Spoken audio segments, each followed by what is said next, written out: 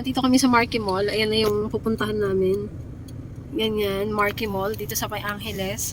Kasi ay first time namin magta-try na mag-renew ng visa ni Michael dito kasi ito yung malapit sa amin and yun, dahil nga naka-wheelchair siya, so parang ang hassle kung pupunta pa kami ng Cabanatuan kasi malayo, 2 hours yun. So dito kami pupunta. Sariling sikap. Where are you going? Your phone is not there. Your phone is not there. Nakalimutan niya yung cellphone niya sa sakyan. That's the speed limit sign. Okay.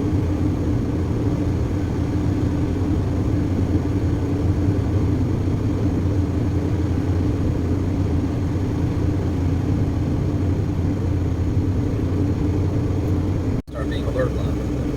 When you saw it was 2 kilometers, you need to start thinking, how am I going to get over so I can take that exit?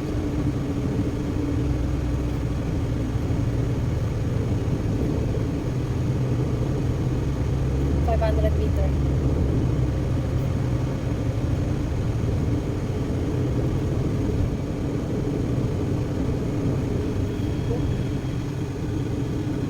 You can actually see the SM here now. What is that? The San Fernando SM? Yep.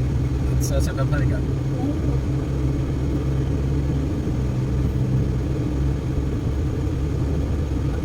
Okay. It's about time to pay.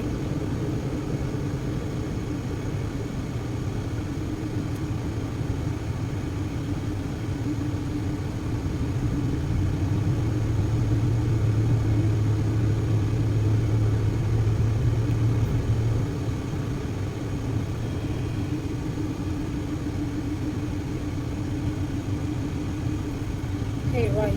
I know. And usually the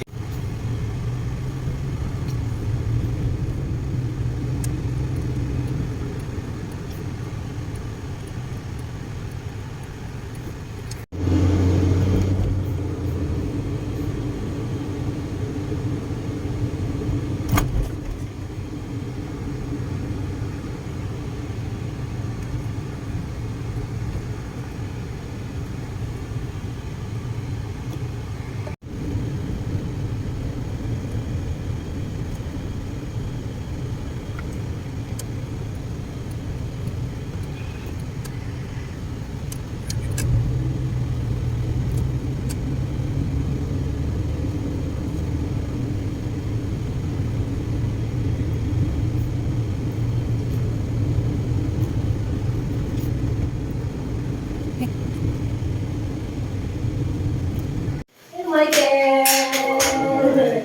Hello, Michael! Yes. Gusto niya din mag-hi. Say hi to Lola. Lola is there. Allergy. Okay, there you go. Michael, what's your food? Chicken, beans, kamote, and gulay na ginataan. Kapit ba yan yung ginataan? Ito sa atin, kanin. And meron tayong bisita, nanay is in the house. Okay, meron siyang baon. Ano yun, nay? Pork. Karne? Oh, pork. Kain tayo. Tayong palengke, bumili tayo ng pang bilo-bilo. Kamote. Tapos saging. Tapos tinapay. 5 pirasong lalaki, oh. 10 pesos yan. Tapos kamatis. Tapos sili. Ito yung ating malagkit. Meron pa dun. Bali 2 kilo yung lulutuin namin. Tapos asukal. Glutinous. Tapos ito mani. Yan. Masarap to. Tapos isang tray ng itlog. 240 large. Yan. Yan yung large. 240 pesos. Meron tayo ditong gata. Ano to? 250. 2 kilo. So, yan. 125 ang 1 kilo. Ganyan, ating pang biko at saka pang bilo-bilo. Nanay. Korea. Shout out. Shout out. Good morning. Good morning, wag. Mayor. Kami yan na yung mga taga Maynila. Yung isa taga hindi taga Maynila, taga Mindanao. Tayo. Arian. Shy type.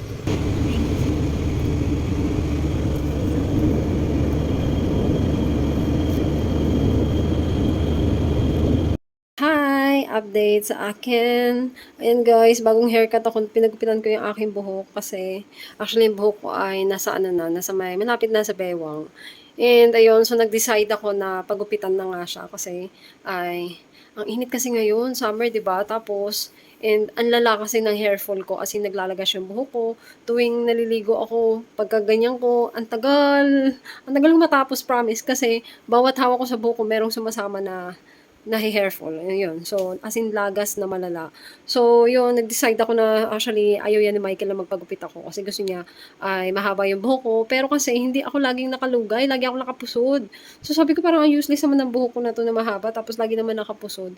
Kasi hindi ko siya mailugay, gawa nga na sobrang init ng panahon, as in. So, sabi ko, might as well, ipagupit ko na lang siya kasi para nakakalugay ako ng buhok, tsaka para magaan sa pakiramdam. And ngayon, nakakaligo na ako ng gabi. Like, mga 5 minutes tapos na ako mag-hair dry. Kasi nga, ang iksi na lang ng buhok ko. Ayan. So, I think, kaya yung reason na kaya ako naglalagas ng buhok kasi ay dahil sa aking thyroid. So, update nga pala sa aking thyroid. And so far, okay naman. Under control kasi meron akong iniinom na gamot and ayan yung ating mata. Feeling ko itong kaliwa ko ay malaki pa din siya. So, yan. Mapansin niyo ba? Medyo malaki yung aking eyeball dyan.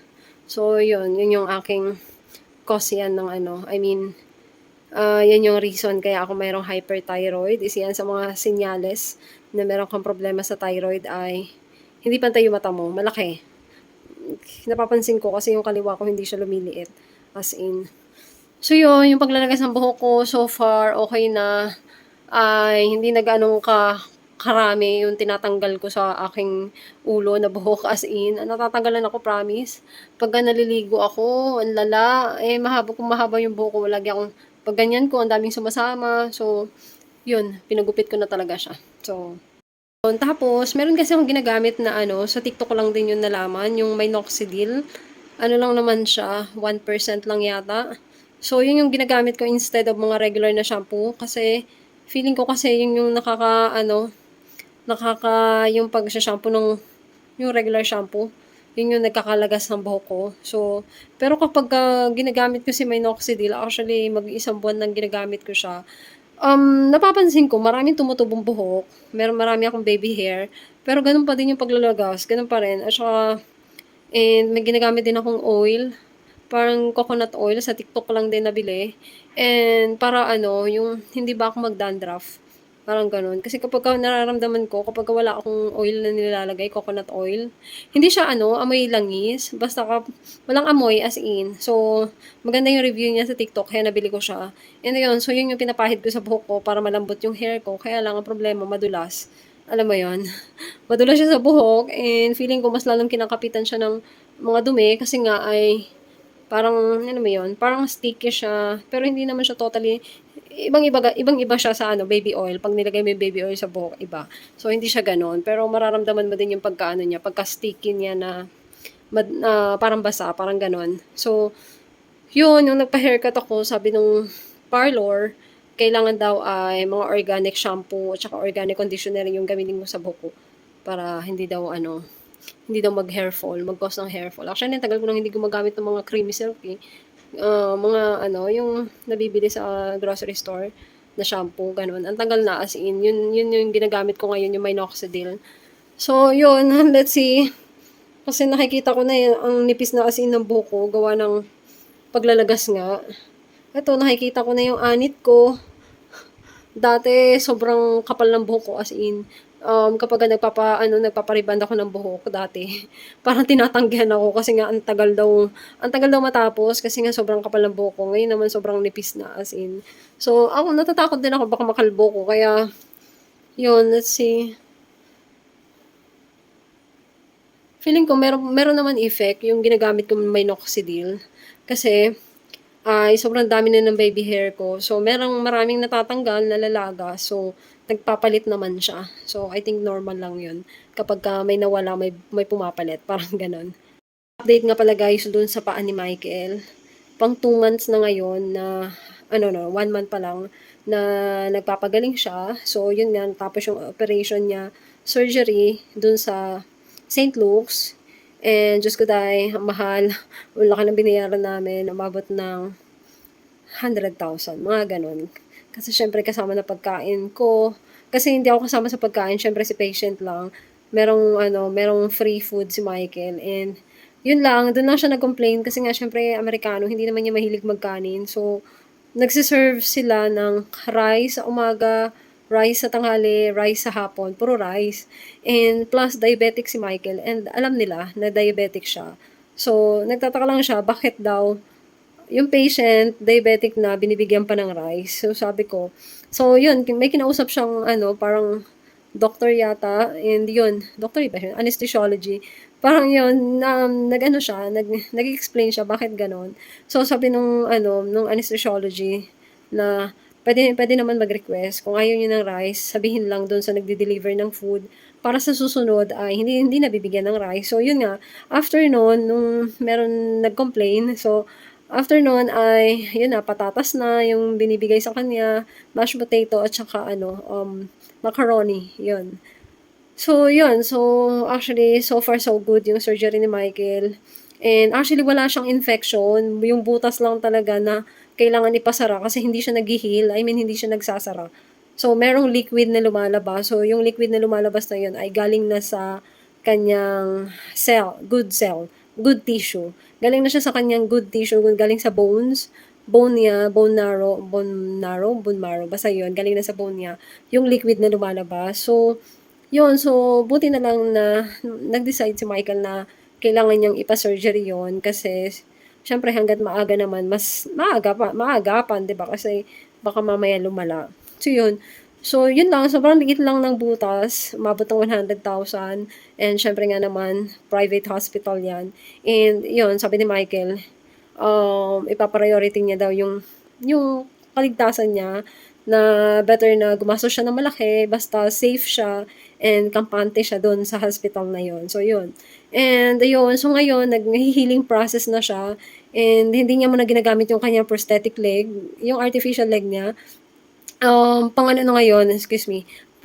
kalahating buwan na ngayon na nagpapahinga yung paa niya. Minsan, actually one day, trinay niya yung paa niya kasi nakikurious siya kasi baka mamaya daw hindi na kasya yung kanyang putol na paa. Baka hindi na daw magkasya dun sa prosthetic leg niya. So yun, nung trinay niya, sobrang happy namin kasi nagkasya siya. So, natry niyang ilakad konti, pero sabi ni Michael, hindi niya muna abusuhin yung kanyang surgery. Kailangan talaga, sabi ni Michael, kailangan for 2 months na papahinga. As in, nasa wheelchair lang siya. So, bago pa yung surgery na yun, nag-order na talaga yun siya ng wheelchair para nga naman meron siyang gagamitin. And, yun, naka-wheelchair siya. Pag bababa siya sa hagdan, ay ginagamit niya yung kanyang puwet, nag-i-slide siya sa hagdanan. Kapag doon na siya sa concrete, tumatalon-talon siya. So, sabi ni Michael, okay lang daw yun. Minsan bumababa siya pero hindi araw-araw. Kasi nga naman, mahirap para sa kanya. Kasi malaking tao siya, mabigat siya. So, mahirap. Minsan, once a week, bumababa siya, twice a week, ganon. Para kahit pa paano na-exercise siya. So, form ng exercise na rin yun. Hindi yung palagi siya nakaupo sa kanyang wheelchair. And, yun. And, nagkaroon na kami ng ngayon, rules, sabi ko. Kasi dati, halos araw-araw yan naglalakad si Michael, nag-exercise. Kasi nga, iniingatan niya na, diabetic na nga siya. So, kailangan niyang at least walking. So, nag-walking yan 1 oras, minsan 2 oras. So, hindi na namin napansin kung saan nanggaling yung butas na yon. So, siguro, sabi namin baka, dahil nga syempre nagbabasa kasi yung pawis ba. So, pinagpapawisan yung kanyang liner, yung support, para dun sa kanyang putol na paa. So, hindi niya na napansin. Syempre, manipis na kasi yung balat niya eh. So, hindi niya na napansin. Nag-create siya ng maliit na butas. So, habang tumatagal, parang lumalaki siya. Wala namang nana. As in, liquid na puti, na parang tubig yung lumalabas. Minsan, meron siyang amoy, pero hindi mo siya masasabing, nana. Hindi siya nana as in. So, yun. So, kasi pina-x-ray namin yun. Yung butas na yun. So far, walang infection. So, yun. So, yun yung good thing kasi wala siyang infection. So, yun. So, ngayon, nakapag-decide, pinaplano na namin kasi by May ay nakaplano na yan siya na gagamitin niya na yung kanyang paa, yung prosthetic leg, tapos mag-start na siya mag-walking para back to normal na mag-exercise siya. And yun, so nag-agree siya na alternate, hindi na araw-araw, alternate na yung kanyang pag-exercise sa walking, ganon. So, halimbawa ngayon, mag-walking siya, bukas hindi, para napapahinga yung kanyang paa. Kasi yung balat ng kanyang paa ay sobrang nipis. As in, minsan natatakot nga akong hawakan kasi baka masugat ganon. So, what more na ilalakad mo ng ilalakad, di ba? So, yun. So, yun. Sabi niya, kailangan din talaga ng pahinga yung kanyang paa. Kasi nga, lalo yung ganyan, nakabalot kasi yun nakabalot sa liner. So, yung liner nagpapawis kapag ka naglalakad siya naglalakad. So, again, actually, yung mga tao dito, laging nakatingin sa kanya, parang nag-aalala na, bakit naglalakad pa to? Isa na nga lang yung paa. I mean, ano mo yun, putol na nga lang yung paa. Yung iba dyan nag-offer ng, alam mo yun, yung you need help, parang gano'n.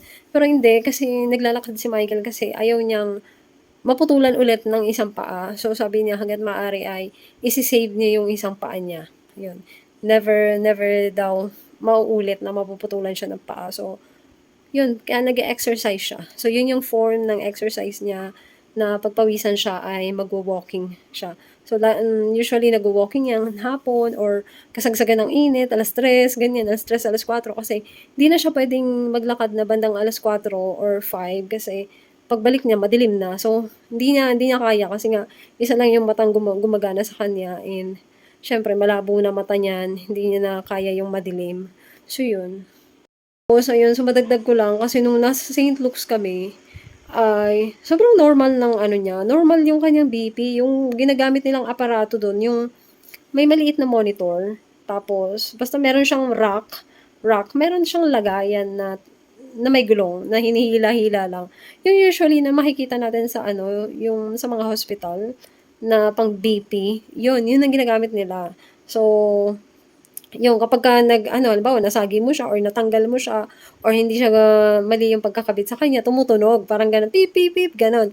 So, yun yung pang-BP nila. So, every time na bini-BP nila si Michael, normal yung kanyang BP. So, nagtataka kami kasi yung mga doctors dito sa Pampanga, pag bini-BP siya, di ba meron yung pang-BP yung mga doctor, yung manual, yung inaano dito sa tenga nila, laging mataas yung kanyang BP. Ewan ko pa, always. Kaya yun yung isang reason din kaya nasa St. Luke's kami. Nung first time na dumating kami sa St. Luke's, ay normal yung BP niya. Yung last na nagpunta kami ng Pampanga, ang taas ng BP niya, 140. 140 over 100.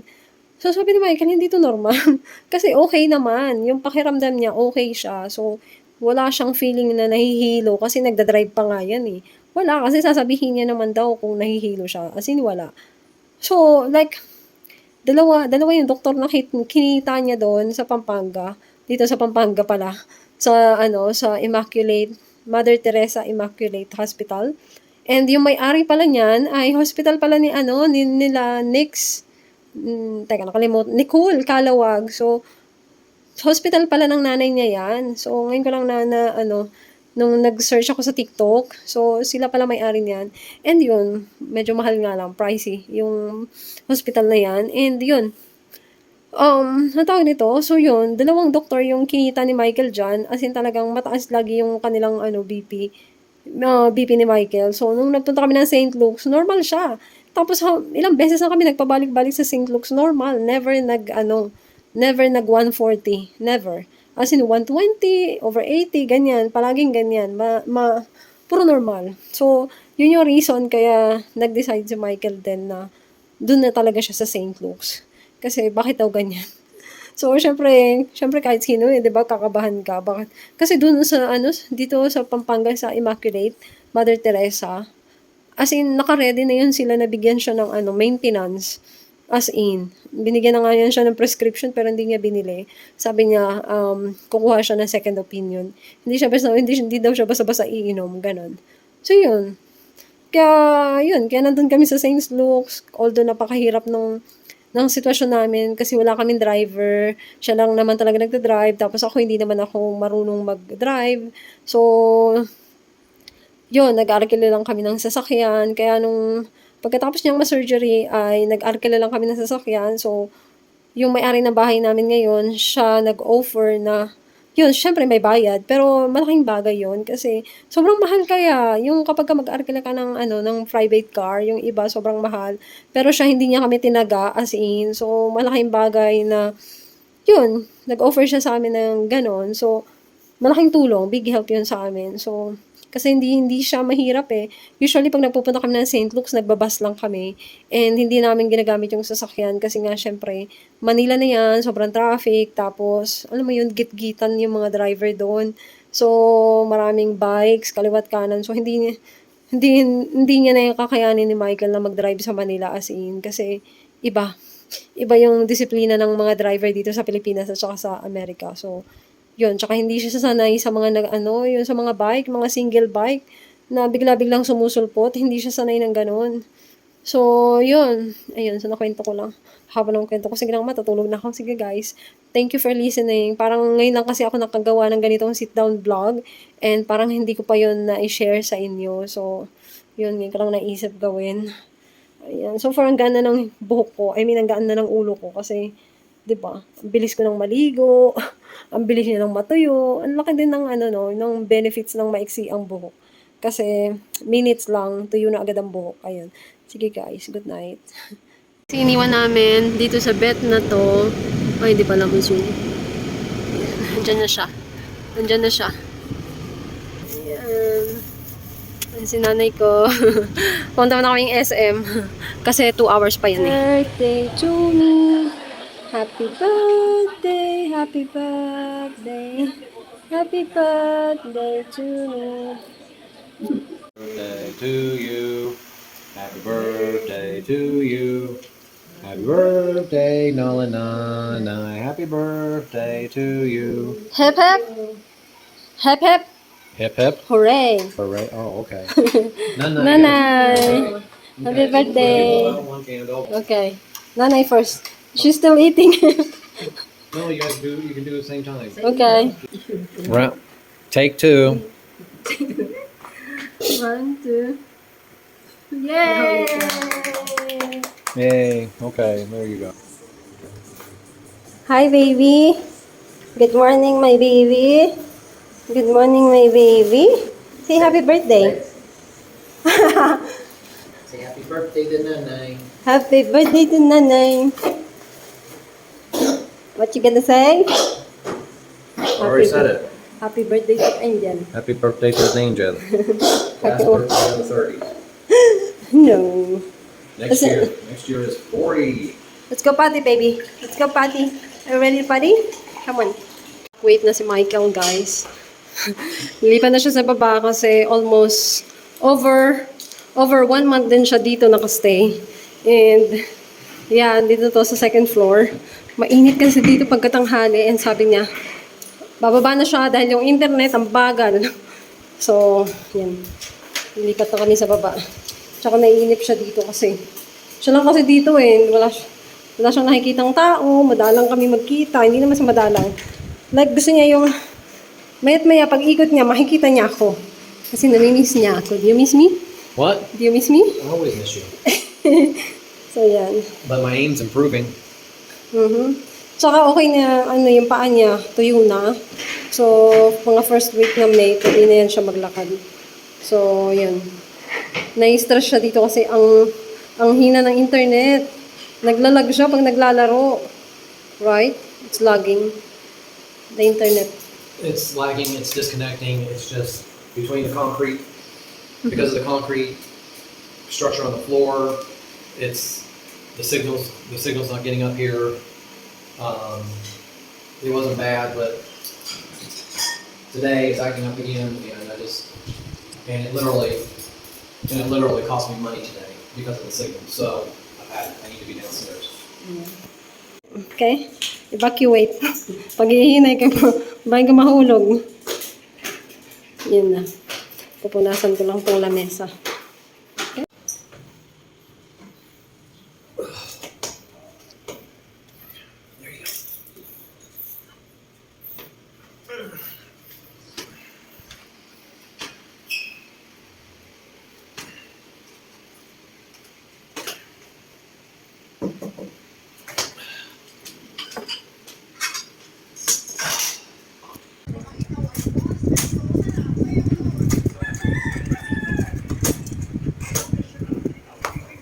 Mother, uwi na.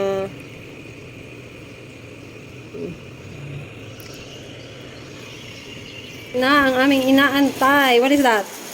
Nabeng? What is that? Unboxing.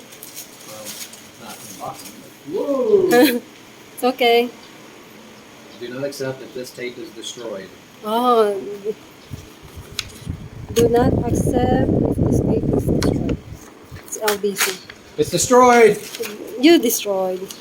Yay! Yay! What is that? I'm gonna step back so that we're not gonna see all the information. Yeah. Just a note to you.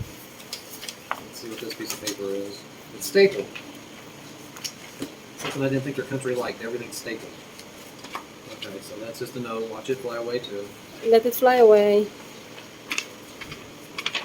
Yay! Yay! Well, this Yay! Andito na ang aming inaantay, guys. Let's see. finally got it. The certificate. Yay! We've been waiting for 1 year. Almost a year. 9 months. 9 months. Finally arrived. And it's Because- under Let's see here. This- Michael Clark name. So they didn't even send this. They didn't even send this to the proper offices until January. It says January and it's April now. Yung registration, yung receipt, ang nakalagay January. but we started. Yeah, but we started this whole thing back in June when we bought the car almost a year ago. Yeah, but they process is January and it's May now. Yeah. Anyway, the official name of this document for foreigners. This is the certificate of registration for the car. In America, we call this the title. This is the title to the car. We finally got the title of the car. It only took, let's see, we bought the car in June, and we went to the and we went to the LTO, which is Philippines Department of Motor Vehicles. We went there in July, so it only took 10 months to get It's weird 10 months. this piece of paper. They say the fastest is only 1 week, 2 weeks. And the maximum for waiting time is only 1 month. And ours is 9 months. Yeah. Oh, yeah. To be honest with you, I was getting more and more scared the longer it was going to go that somebody was going to come up and say the people who sold us the car stole the car or something like that. They didn't own it, and they were the rightful owners, and they wanted their car back. After I'd already sank money into fixing the AC system, new tires, new brakes, new rotors, a bunch of other minor stuff that we've had to do to the car so far. I was really getting scared of that. But this piece of paper officially says that I own. It's only in my name, so officially I own that car. It's Yeah. it's our car. It's your car. It's our- under your name. It's our car, but it's under my name. Okay. Yay. Uh, Happy? Now, what kills me is it says number of passengers 10, but then I guess with the size of Filipinas, being like 4'11", I guess you could put 10 Filipinas. What in is there. this remarks? It says 1,995. What is that? That was First that registration. was the fee for the registration, for the transfer of the title. We paid it? Yeah, we already paid it. All said and done, we paid about 6,000 pesos to get this car registered and title and insurance. So, registration and yeah, just in time for the registration and insurance. It's expiring. The Needs to renew, huh? yeah, the insurance comes due next month, and the registration comes due in September. So, Yes, finally. yeah. He's mad for keep waiting this one. When this gonna come? When this gonna arrive? Huh? Look, When they yeah, gonna but the send thing, it? even as bad as the DMV is in the various states in America, the longest it's ever taken me to get a car transferred and get the title to the car is like 10 days. Mhm. Okay, Here Okay. it's 9 months. and here it was 9 to 10 months. So, but I don't know. I think there ended up being special circumstances in our case, because most foreigners that I've talked to here that have bought in the car have told me at most it took 6 to 8 weeks to get the certificate of ownership or the title to the vehicle. So I think there was a lot of fishy stuff going on between the first person who owned the car. 3 people owned this car before we did. Their research showed that. And I think some fishy stuff came up between the original owner, the middle owner, and the people who sold us the car. And a lot of that comes into because even though by law you're supposed to do all this properly and get the certificate of registration whenever you buy a vehicle, most Filipinos don't. All they do is go and pay the registration. They don't care if the ownership is still to the original person. All they do is pay the registration to keep it street legal, and they go on because they don't want to pay the extra 2,000 pesos or whatever money it's going to take to get the car in their name. So there had to be a lot of investigation backtrack on this vehicle because you had the original buyer. The buyer sold it to somebody who didn't register it in their name, and then the person who bought that sold it to another person who again did not get the certificate of registration in their name.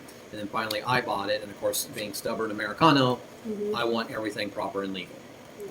So I'm gonna show you the certificate looks like. Make sure that this is the legit one. We're not being scammed. Okay, guys? I'm gonna show you. It says LTO. Yeah, this is the logo. It's not focusing. LTO and Republic of the Philippines Land Transportation Office, and they process it in Palayan Extension Office. And there's another logo here. And then, You can feel. okay, I'm covering the details. Those are all the information. And then, down here, there is a dry seal here. Yeah, that's the CR. Yeah, this one. Oops. Yeah, this one. There's a logo. Dry seal or logo? Is that logo? Dry seal. Yeah, this one. Yeah. So, hope it's legit. So, finally, dumating na ang aming car title. Kasi second hand namin nabili yung aming sasakyan and pinatransfer namin sa pangalan ni Michael, and ito na nga siya. Nakalagay na yung pangalan ni Michael dito, and sobrang nagagalit na talaga yan siya kasi ilang beses na namin yung nung pagpasok pa lang ng January, pabalik-balik na kami sa LTO, like 2 times, 3 times na kami nakapunta doon, and wala pa din. And sabi nung LTO ay ano na daw, papunta na daw, baka next month, ganyan-ganyan. Puro na lang pinapangakuan kami. So, nakakapagod din. Tapos, pawis ako. Tapos, nagagalit na si Michael. And, yun, this month, nakarami akong beses na mini-message ko siya. Sabi ko, yung last, sabi ko sa kanya ay kung meron po bang problema, kasi please tell us the truth kung merong problema. And pwede ba namin siyang ma-process dito na lang sa Pampanga kasi sobrang tagal na, napapagod na kami ng kakaantay. And yun, nag-message siya, tinawagan niya ako nung gabi. Sabi niya ay darating na daw bukas. So ibig sabihin bukas pa lang siya darating. Kasi yung taong nag-process ay nagkasakit daw. So kahapon lang daw nagkaroon ng time. So yun.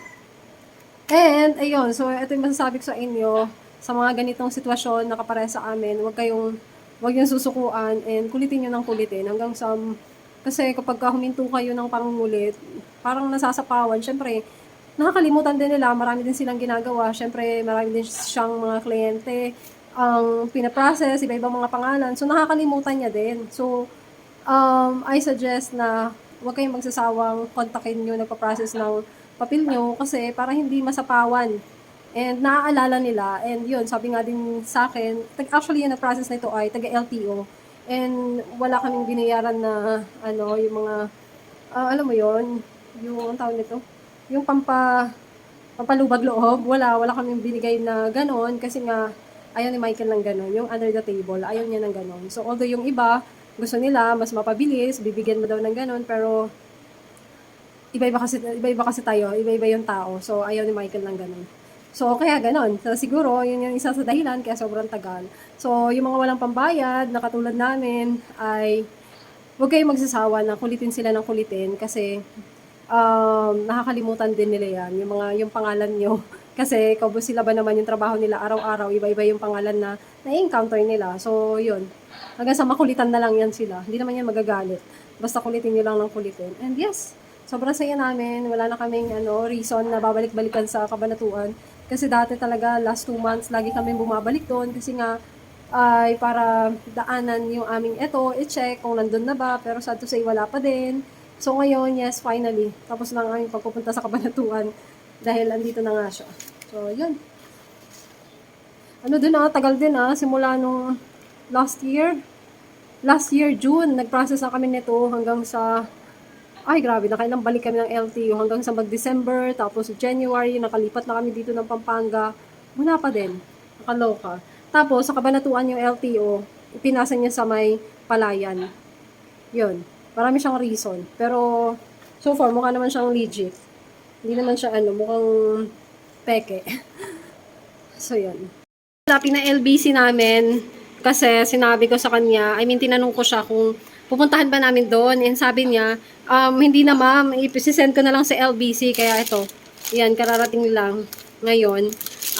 Isisend ko na lang po sa LBC kasi nakakahiya naman na po. Sobrang tagal nyo na nag-aantay. So, okay lang po, ipapa-LBC ko na lang. So, yun, pin-LBC niya. Okay din yun, para hindi na kami pumunta doon. Diba? And, tsaka 1 day lang. Actually, dapat kahapon to dadating. Kaya lang, nag-Labor Day kasi, so holiday. So, ngayon siya dumating. So, nag 2 days siya. Kunin natin yung paan ni Michael. Kasi maglalakad na daw siya. Try niya na yung kanyang paan niya. Ito liner.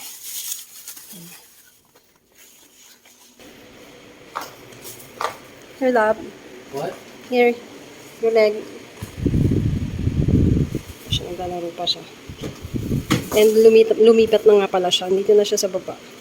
Ayan. Yeah, you're excited? Remove the sponge here. So, check natin yung kanyang leg, guys. So, ito na, yung after the surgery. So, wala na, malinis na. You know, excuse me. Wala na siyang tahi. You know, balik sa normal ulit. Nagsara na yung butas. Dito yun tinahian dyan banda. Wala na, ang kinis It's na. important because the leg will stretch like this, Mhm. so it'll tighten like that. As you can see, it's It pretty. looks like there's no surgery in there. Huh? That's the power of the skin healing. That's the power of the skin healing with your blood sugars under control and being Yeah. healthy. Yeah. Because if your sugar is always high, Then it won't close, right? it won't close right. It'll stay open. It'll stay oozing. It takes a lot longer for it to heal, and there's a larger chance, since it takes longer to heal, a larger chance of infection, and abscesses, and pus, and possibly even having to go back and have them clean it out again. Okay, so thanks to the Filipina, huh? So Yay! Filipina is doing great job. It's feeding you healthy food, yeah? okay, yeah. Yeah. I was gonna See, say, I'm very you happy. didn't cut me open. Yes. See? I'm very happy. Look. It's pretty nice and shape already. It's in a good shape. And it's also not. It's not puffy. It was getting swollen Uh-huh. hard here because fluid, Mhm. and that which dawned on me, reminded me that I needed this. This is an elastic sleeve Mhm. that amputees need to put on. You can see it's elastic. Stretchy. Okay, and what that does, that elastic holds the leg together. You know, Oh. it squeezes in on the leg to keep it from Swollen. getting swollen and puffy out, especially when you no longer have, because for the first 5-6 weeks I had a bandage which helped Uh-huh. with that. But then for like 2 or 3 days we took the bandages off and it started to get puffy, get swollen, and it dawned on me that I needed to be wearing this. I got this from the States when they first amputated my leg. So wearing this has kept it from swelling down there, which will make it harder to do what we're about ready to do, which is try the leg. Okay. So Ready? okay. You need this 2-3 liner and the sponge. Okay. And yeah, and you need this liner. Let me remove the plastic. Now, hopefully this liner is going to work okay for now, but This is the old liner. I mean, these are my old liners. spoiled already. I'm going to need, Getting spoiled. yeah, I need new liners. The problem is, even in the Philippines, these liners are about $25,000 a piece. Insurance I had was Medicare, and Medicare doesn't cover this particular liner, so I had to pay the non-insurance price. So I've been paying the $45,000. Hindi na siya natatanggal as in. Lagi kasi yan nagkakaroon ng like sweaty, huh? So it's Well- hard to remove the, what do you call that, dirt. But I'm scrubbing it, but the problem is I cannot scrub it hard because it will gonna ruin the liner, Yeah. Well, What do you call this material? this? The liner. Oh, this, it's a synthetic rubber. It's rubber, yeah. So you cannot scrub it very, very, very, very hard. You can't put anything harsh material. No, you can't use harsh chemicals. Harsh and over chemical. 3 years, it's going to look discolored like that. The recommendation for a liner by most prosthetic companies in America is 6 months. But this one is 3 years already. This year, this is 3.5 years, yeah. Because part of the reason I think they say that is because they want to keep selling them to make money. Hmm. Okay, that's a little tight. So that's a 3. So maybe you can use the Yellow green band, one. Yellow band is a 3. So we go to the That's blue. blue band. That's a 1. Think of it as layers. 1 layer, 2 layer, 3 layer, 4 layer, 5 layer. Okay. So the higher the number, the thicker it is. Okay, yeah, that's gonna be a good fit. Yeah, I connected in. It's locked? Yeah, it's locked. You wanna hold me? No, I'm gonna lock the chair though. Okay, baka kasi ma-slide siya. Like, this is your first time walking with your prosthetic. And it's like, Let's see if you still know how to step. Okay, careful. Oh, oh, hey, I got it. be careful. I got it. Up, up, up, up. Hey, yay! Oh, be careful. Hold me. I'm not walking 5 to 6 kilometers a day to start, but that'll come. That'll take time. Because Yeah, and you need to used to it again, huh? it's almost like starting over.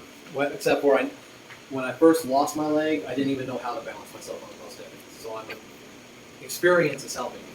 Okay, but now it's just the rehabilitation. It's getting my knee and my leg to feel what it's supposed to be like. Right now, it hurts my knee a little bit, but that's because my knee hasn't been doing this for 2 months. Okay, it's just like if you're working. What is out with- that sound? There's a sound. Is it locked? Are you sure? Yeah. You scared me. That's my other shoe. That's this shoe, though. That's the shoe? How come there's a sound? It's squeaking on the tile. It's fine. It's weird.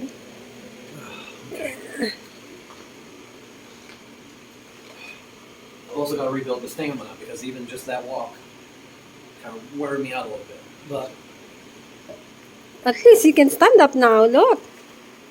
Yeah? Yay. Happy for you. the most important thing is the surgery that they did Uh-huh. was not invasive enough to make my socket no longer fit.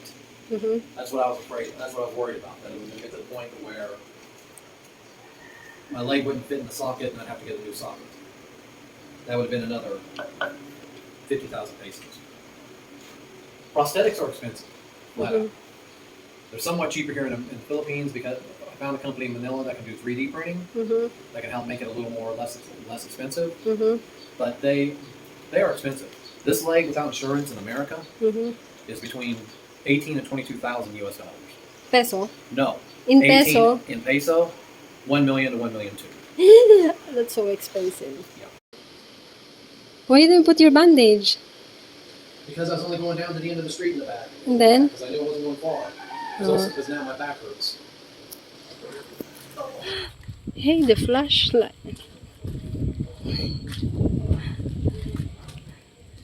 Good. I can't stand it. Bell pepper. Ooh, bagong lipat. Yan. Sa labas to nakatanim, nilipat ko na siya dyan. Kasi marami tayong mga bote, plastic. Yan. So, bell pepper. Ngayon ko siya nilipat. Lagyan ko sila ng butas dyan. Ewan ko lang kung okay na ba yan. Yan, may mga butas yan. Yan, hanggang, yan, paikot. Tsaka to. Sana mabuhay. Yan. I think ililipat ko pa yung iba kasi ang dami daw. Lipat ko pa sa isang lalagyan. Yan. Yung aking sinampay, nabasa na. Yeah, ito yung unang ulan of the year. Yan, no? Yay! Basa yung upuan. Nabasa na yung upuan. Shower. Harap.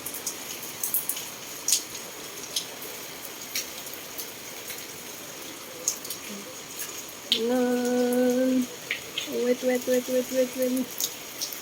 Diba? Okay, akit ko na to sa taas kasi hindi na to gagamitin ni Michael. Ayan. Ginagamit niya na yung kanyang paa. So, sabi ni Michael, ano na daw? Retire na daw siya dito. So, ayan. Akit ko na to dun sa second bedroom. Ayan.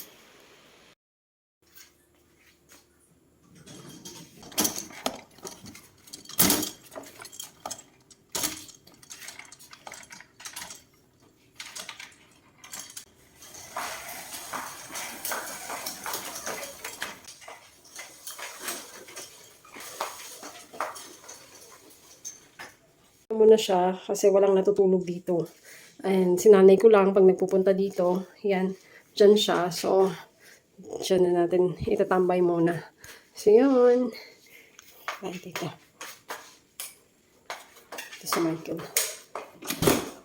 Oh, natutulog na. Are you sleeping?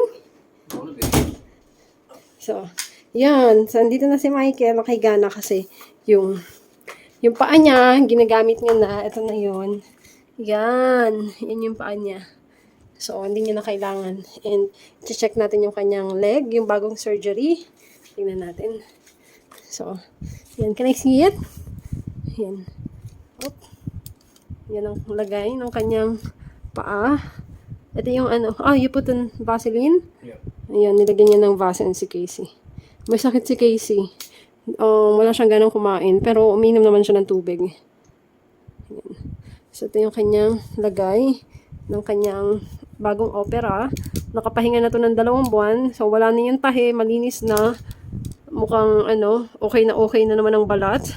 So, this time, kailangan na namin mag-ingat. Love, it looks like there's opening. Nakakatakot kasi ang nipis na ng balat. Tapos, syempre, nilalakad niya to. Yun. Madaling masaktan yung balat. Ayun. So, diabetic siya. Ito yung lagay niya kanyang paa. Dati, yung unang dating siya ito, as in talagang violet yan dati. Manipis siya dati. Ngayon, parang kumakapal na yung balat niya.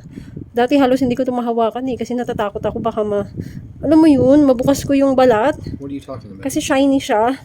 So, manipis siya. Ngayon, medyo makapal na siya. Nakikita ko. Hindi siya katulad before. So, yun yung sign ng, What, this? yeah. That's a result from cellulitis when I was in the hospital with this. Cellulitis. Cellulitis. The infection in my body ravaged this leg and created cellulitis, which is basically the skin starting to detach itself. Okay.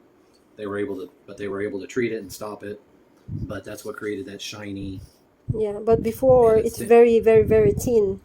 But this time, look, it's becoming thicker, the skin. Which is good. Yeah. And before it was very, very purple, This time, see, it's lighter now. Right? Okay.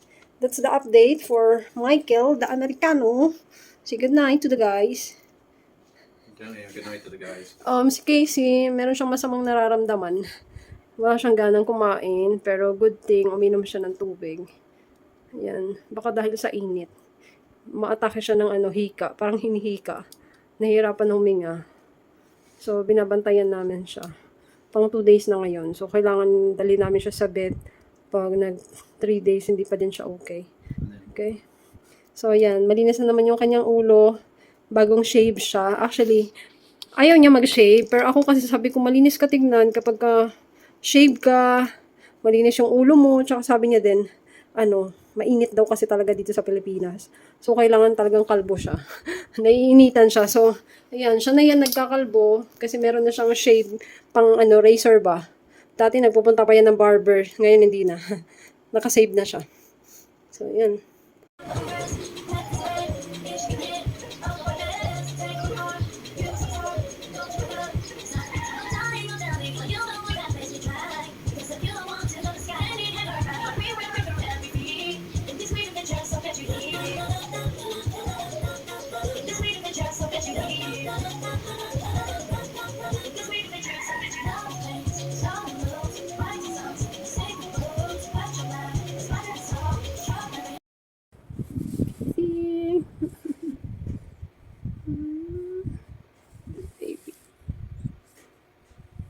May sakit siya, guys.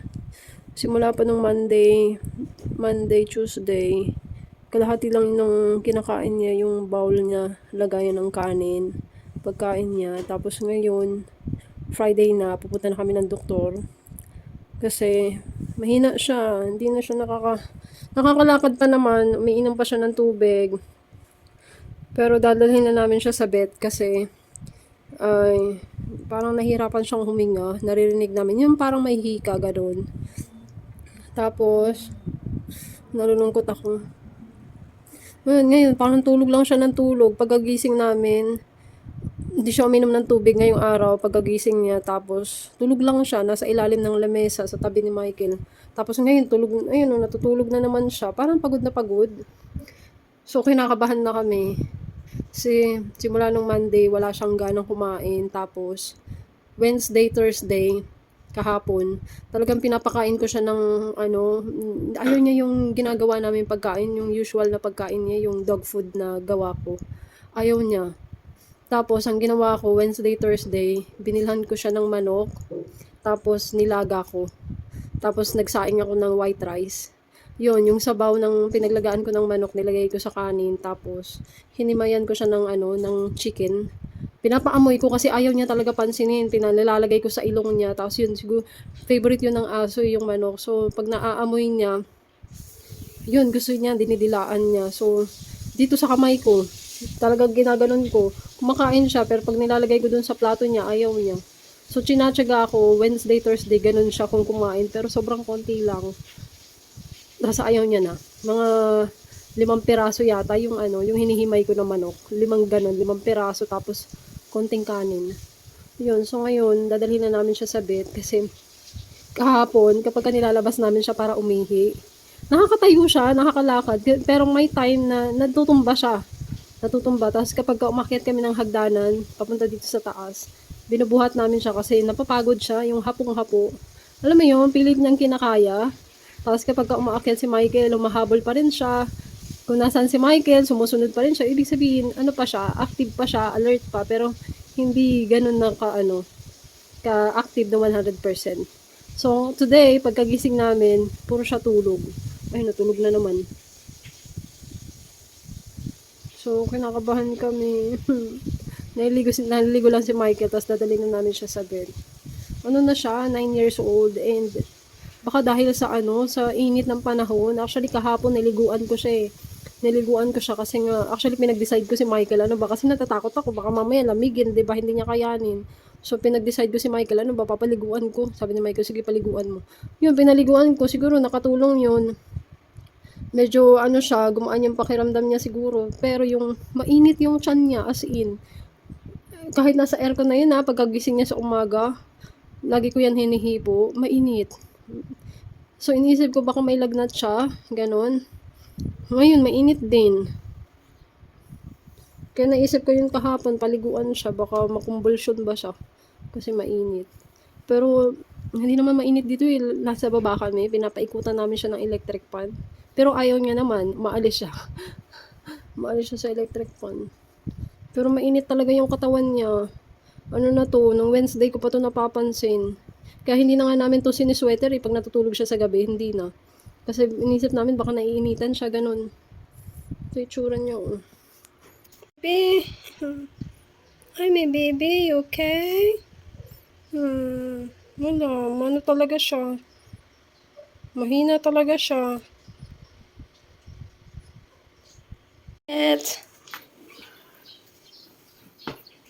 Hi, Casey.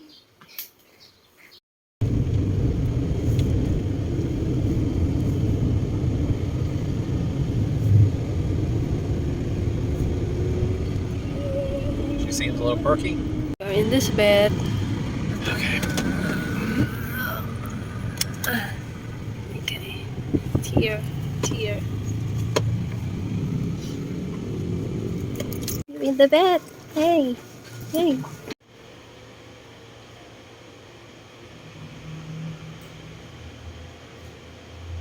Pala kami, and yon, ang sabi dun sa vet ay meron kasi siyang history ng heart problem at saka sa kanyang kidney.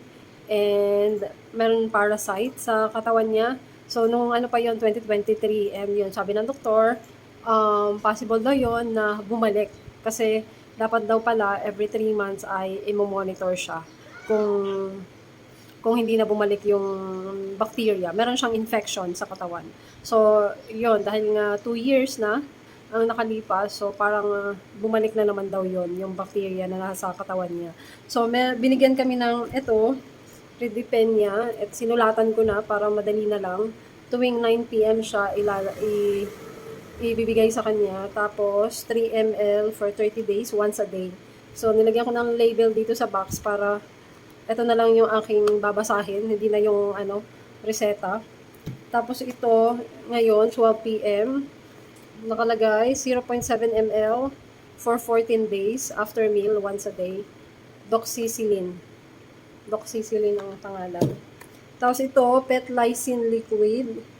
2 times a day ito, sa umaga at sa gabi. Nilagyan ko na, 8 a.m. at 8 p.m. Ito ay 0.5 ml. So, as needed daw to. So, kung kailan lang kailangan, saka siya bibigyan. Tapos, ito ay parang pinaka-supplement niya. Kailangan pala magkaroon siya ng maintenance para sa kanyang heart. Kasi nga mahina na yung kanyang puso.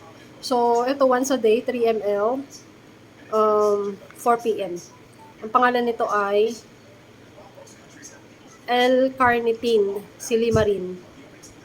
Doko sa hex, I don't know, Papi Livewell ang pangalan. Doko sa hex, ang hirap basahin, basta ito yon para sa kanyang heart. So yon 4, so ang binayaran namin doon ay 2,600, kasi ay, siya, CBC, kinuhanan siya ng dugo para makita kung anong lagay ng kanyang katawan, and yun nga, nakita doon na mababa yung kanyang, what is that, the low lab?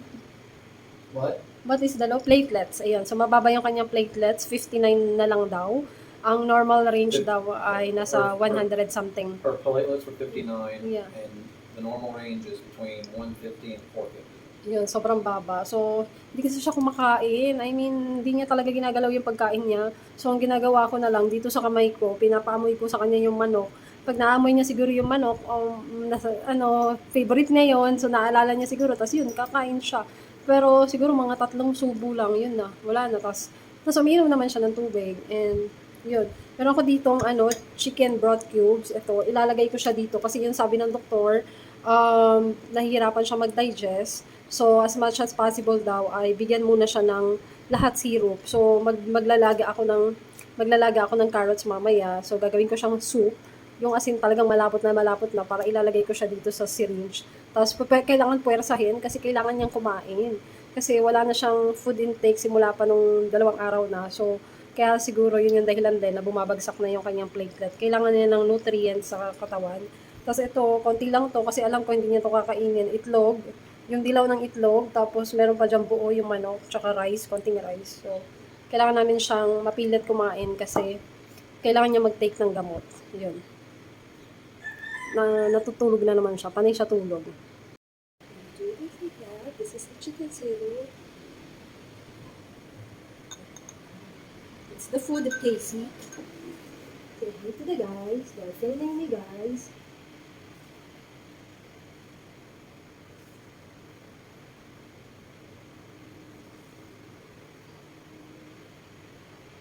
Oh, she's looking. She's actually looking. Chocolate.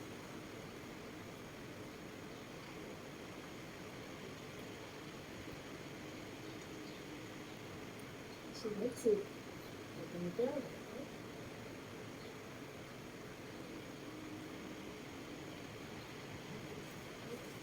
Last one, this is one last one.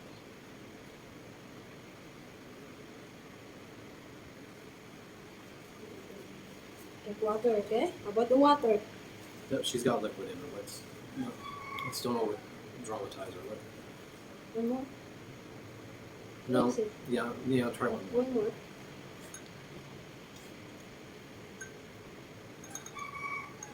More. She likes it, guys. She likes the chicken broth. See, you can smell it. Her favorite food. She's licking on it.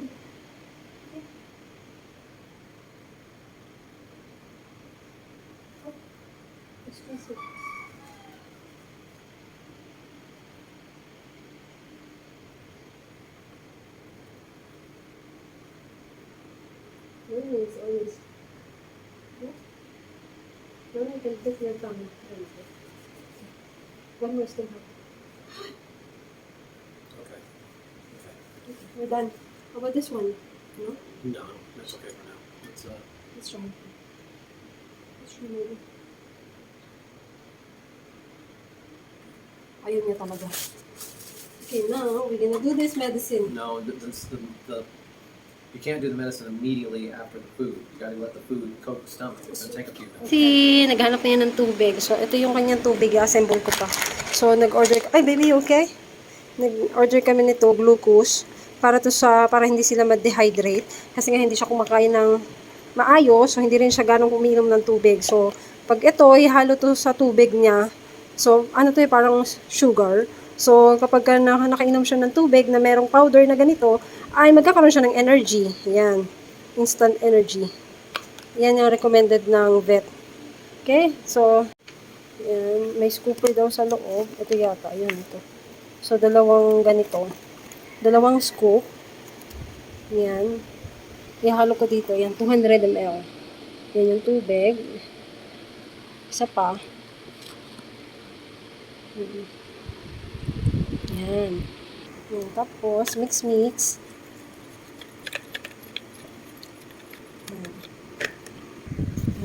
Naghanap na siya ng tubig. Yun, no?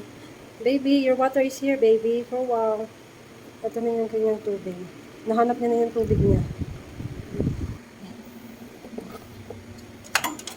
Okay. On the other side.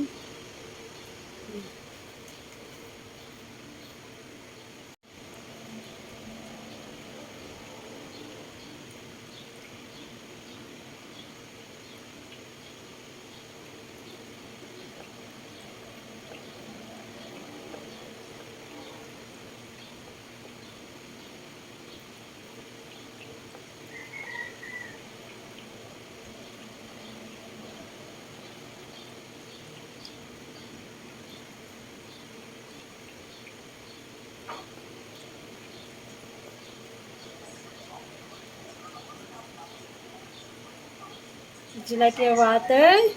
Yeah? Taga ako ng carrot.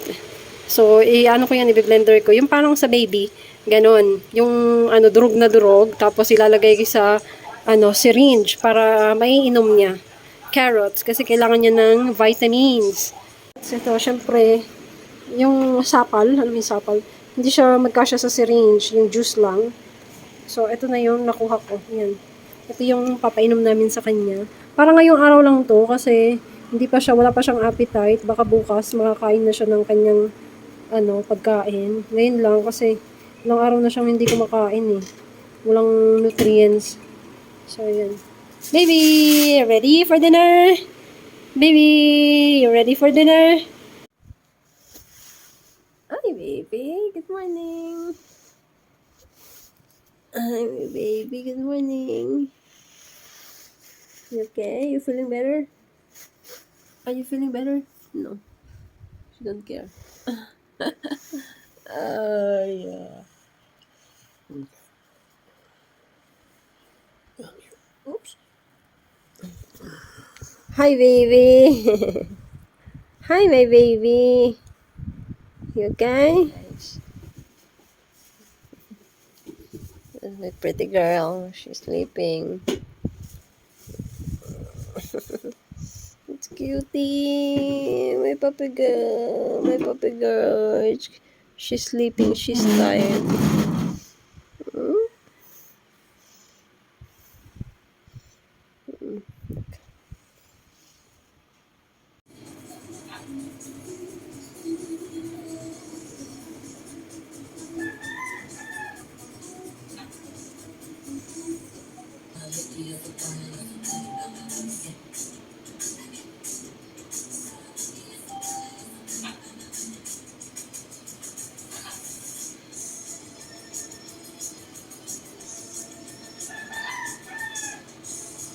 Ayaw niya nito.